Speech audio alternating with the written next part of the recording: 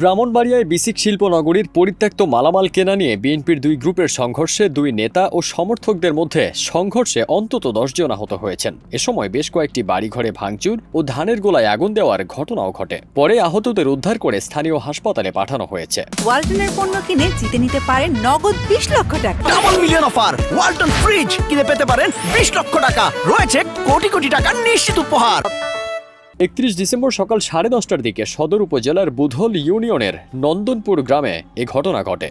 সদর থানার ওসি মোহাম্মদ মোজাফফর হোসেন সংবাদ মাধ্যমকে বিষয়টি নিশ্চিত করেছেন। পুলিশ ও স্থানীয়রা জানান, সকালে নন্দনপুরে অবস্থিত বিসিক শিল্পনগরীর ডেকো ফুড নামে একটি বিস্কুট তৈরির কারখানায় বিস্কুটের গুঁড়া সহ পরিত্যক্ত মালামাল নিলামে বিক্রির কথা ছিল। এসব পণ্য কেনা নিয়ে বুধল ইউনিয়ন বিএনপির সাধারণ সম্পাদক হারুন ও পার্শ্ববর্তী সহিলপুর ইউনিয়ন বিএনপির সভাপতি নাসির খন্দকার বাকবিতণ্ডায় জড়িয়ে পড়েন। এর কিছুক্ষণ পর উভয় পক্ষের সমর্থনে সহিলপুর ইউনিয়নের হারিয়া গ্রাম ও বুধল ইউনিয়নের নন্দনপুর গ্রামের লোকজন দেশীয় অস্ত্রশস্ত্র নিয়ে সংঘর্ষে জড়ায়। খবর পেয়ে পুলিশ, সেনাবাহিনী ও র্যাবের সদস্যরা ঘটনাস্থলে গিয়ে পরিস্থিতি নিয়ন্ত্রণে আনেন।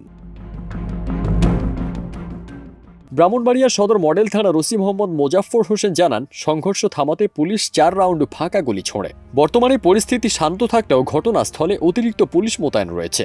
এ ঘটনায় প্রয়োজনীয় আইনানুগ ব্যবস্থা নেওয়া হচ্ছে বলেও জানান তিনি। ফারদিন সানি, দেশ রূপান্তর।